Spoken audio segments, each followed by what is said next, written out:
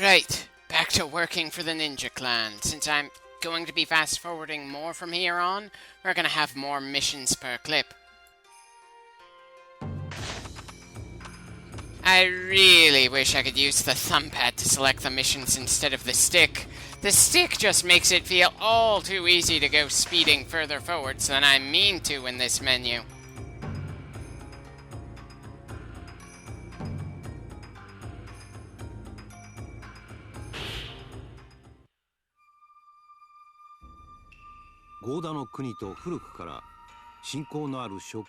Regardless of if it has friendly relations with us or not, I'm sure I'll end up killing some of their warriors.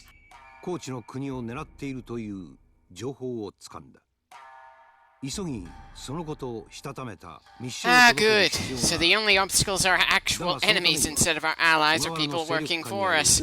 That's certainly less of a hit on my conscience. Still, even if our objective is just to get from point A to point B without being spotted, there's no way I'm not going to take the time to make sure there are some bodies in our wake. I am just far too bloodthirsty to be an especially great ninja, I'm afraid.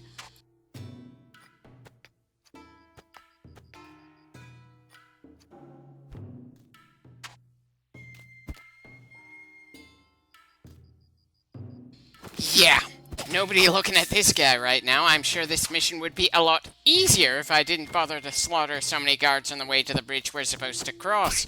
But hey, I'm sure our clan has a pretty good idea of my style of how to accomplish missions at this point, even if this is our first letter delivery mission. They would not have assigned us to the job if they weren't expecting us to bring some death while we're in the neighborhood. Besides, I go out of my way to avoid hurting civilians, so I'm not an absolutely insane mad dog or something.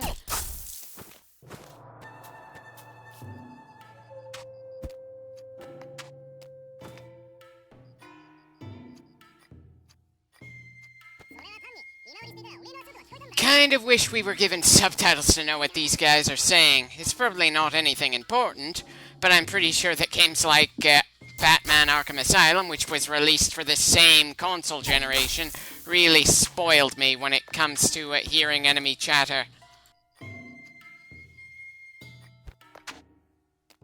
Ah, damn, was really hoping to grab onto the other roof there.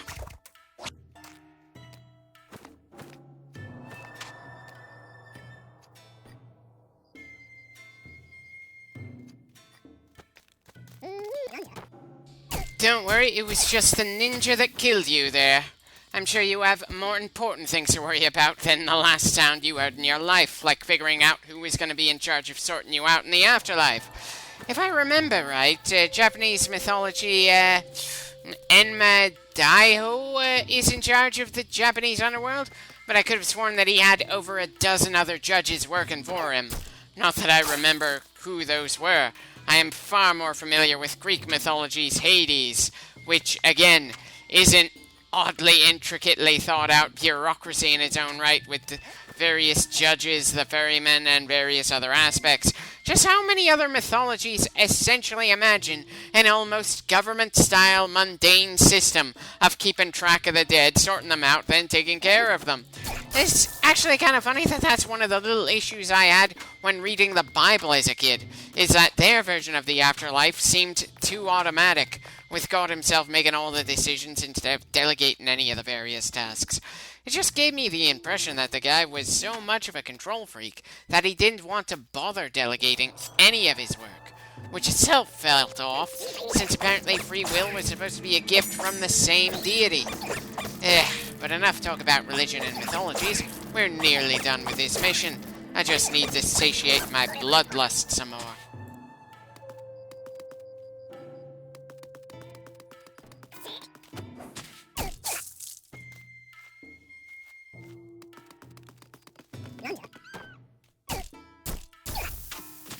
Anyone else?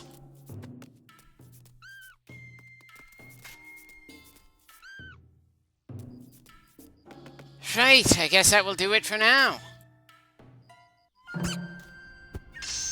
Kind of feels off to me to have a mission complete notification when all I did was cross an invisible line. Still, the important thing is that the mission is indeed complete.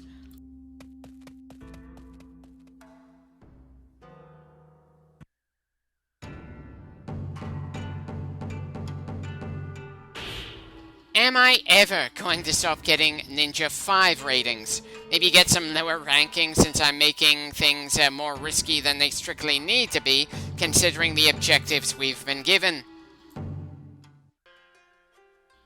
Kind of wish I had a better idea of why the game decides to have our camp go through morning or night. Does it have something to do with the time of day I record a given section? Or is there some other explanation?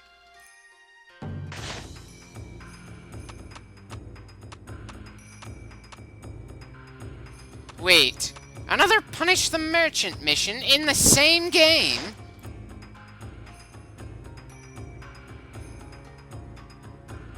At least it looks like this merchant is going to be in a new area. I suppose that's a mercy, even if we're using the exact same face with the exact same pipe.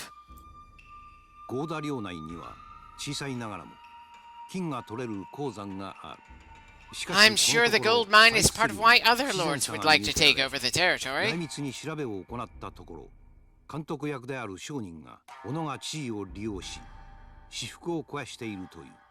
You do realize it's also possible the mining income has dropped because the workers aren't being led especially well, right? Granted, it's more likely the merchant is trying to screw over the government than it is that the workers lost skill and cohesion out of nowhere, but still, that feels like something that should have been investigated before we went straight to assassination. Granted, as a ninja who prefers to drive our blade into hostiles instead of doing things unnoticed, this kind of mission is right up my alley. Still, it feels like something worth mentioning here. At the very least, I'm sure that's more worth bitching about than the fact that we're going after someone who looks and sounds exactly like Echigoya, who we already killed for the first official mission of the game. Ugh. Anyway, it looks like the enemy is starting to use ninjas of their own as guards. I'm sure that in several ways they're an improvement over the sword-wielding samurai in that role. It still doesn't change the fact that I feel that ninja make better infiltrators than guards.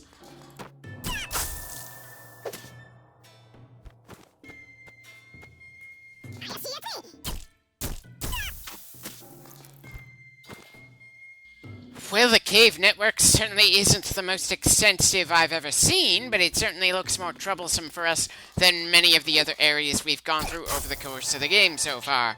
Made just that little bit more annoying since our footsteps explicitly echo in here. Granted, we're still swift enough to make the kills we hope to, but still, it's pretty easy to see that this is going to be a more challenging place to have to go through than the village or mansion areas we've gone through in all the previous missions.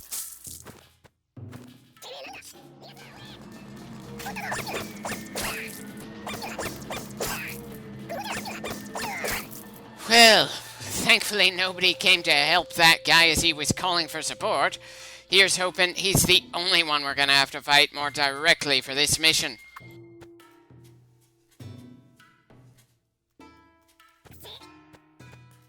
How the hell were we not spotted there? We were out in the open with our blade drawn and in a brightly lit spot.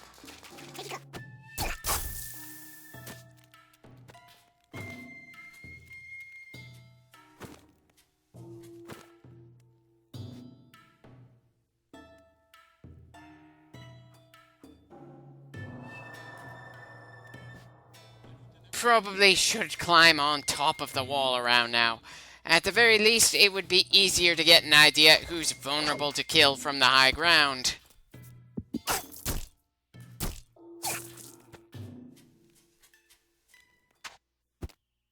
Okay, who's the next closest hostile?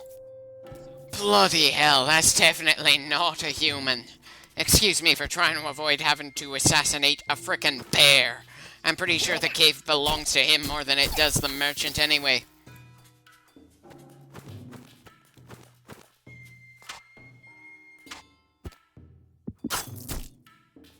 Why do you need to wear a hat like that when you're inside of a cave?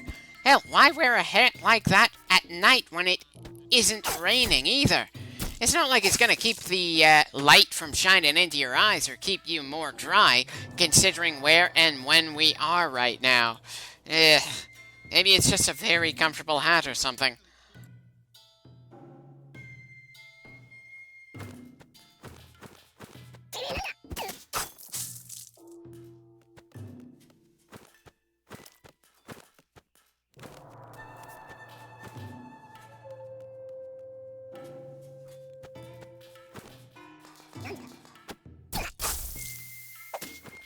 Okay, I feel like that guy should have seen us killing the other guy right in front of him. Granted, all stealth games have a thing for making the people we're supposed to sneak up on feel like idiots to some degree or another. Still, there are some degrees that are harder to let slide than others.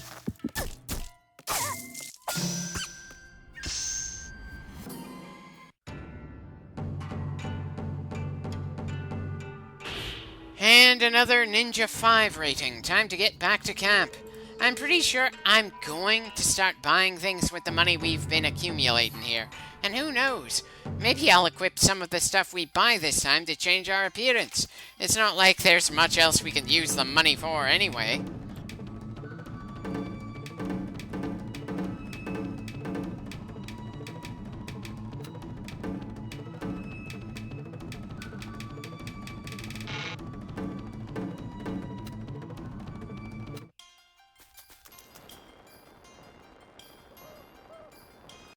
Just one more mission for this clip, then we're done for the moment.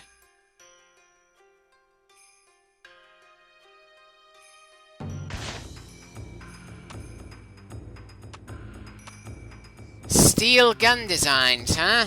That should be an interesting mission, even if I'm probably going to deal with it about the same way we've dealt with everything else so far.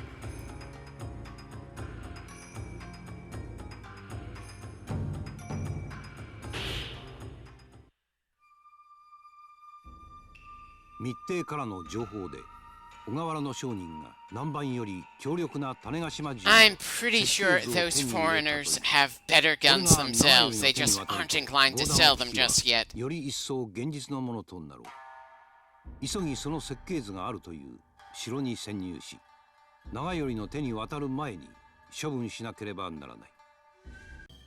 Entering an enemy castle, huh? Part of me hopes we're going to get the chance to kill some important enemy officers, but I suppose that's asking for too much considering how many missions there are in this game. We aren't even a quarter of the way through so far.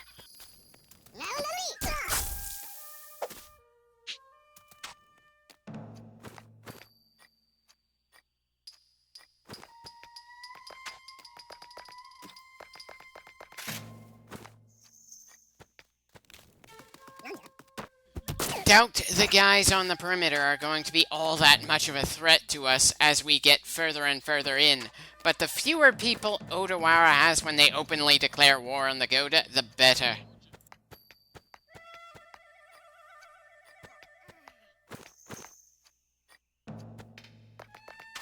Huh.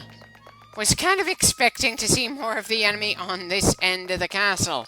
But then in pretty much all of the missions, the enemy seems to be pretty spread out, which makes it easier for us to pick them off one by one. I'm sure they're going to become more numerous the further into the game we go. Not quite to the point where you'd find hundreds, if not thousands of people inside of a bloody castle, but still, this place just feels like a ghost town before we even started killing the poor bastards here.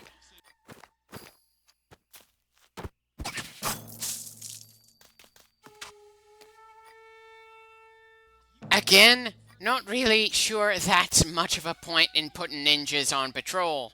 They might have a better idea of what routes could be used by someone trying to get in, but they don't know that someone is trying to get in this specific moment. And after a significant amount of time of nothing happening on their patrol, there's no way they're going to be as sharp as they might have been if they were the ones actually trying to sneak their way into the castle.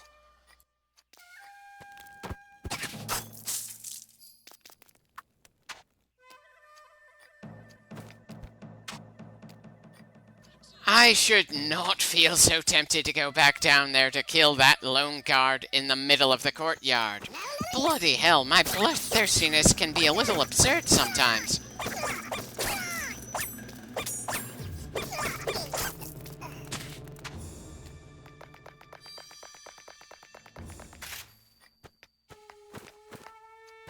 I suppose heading downward for a bit will give the enemies up near the citadel itself time to cool down. It's still a thinly veiled excuse for me to kill the guys down here that I missed before.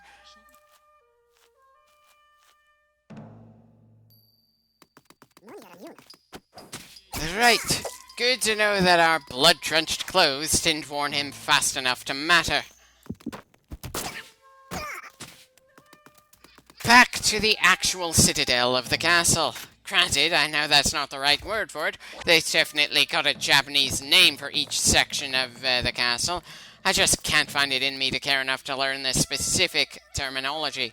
All I know for sure is that this is the main building, and there's not a chance in hell we're going to be able to pull off any more high ground advantage crap while inside this portion.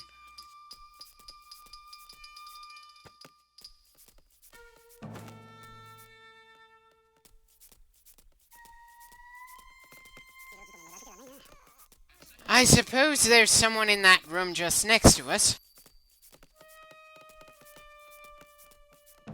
Right, so someone somewhere just noticed the bodies we've been leaving in our wake. We may be a ninja, but there are certain kinds of subtlety we just can't pull off in this game. It's not like we have the option to pick up bodies and throw them somewhere less likely to be noticed, like Splinter Cell or Metal Gear Solid. Hell, I'm not even 100% sure that Metal Gear Solid has that mechanic. I just assume it does, since it's one of the most well-regarded stealth series out there. Whereas Tenchu, while a classic, hasn't aged anywhere near as well. And I'm saying that while let's playing the most technically advanced game in the series.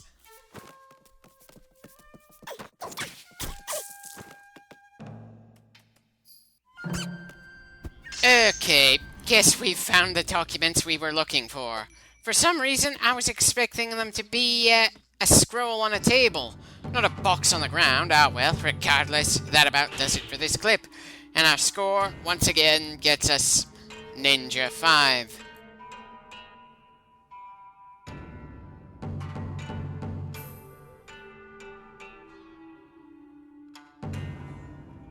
I somehow doubt those new items are going to be anything really all that worth looking at, but we may as well check it. I certainly wouldn't mind being wrong about that, though. Hell, the skills are probably going to be a good deal more worthwhile to check, though.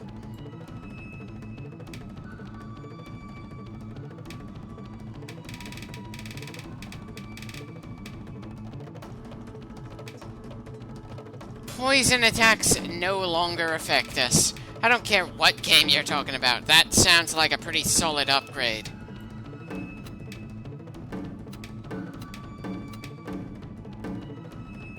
Okay, apparently one of our stats needs to be higher before I can just make healing items out of nothing. That's understandable, but still kind of annoying.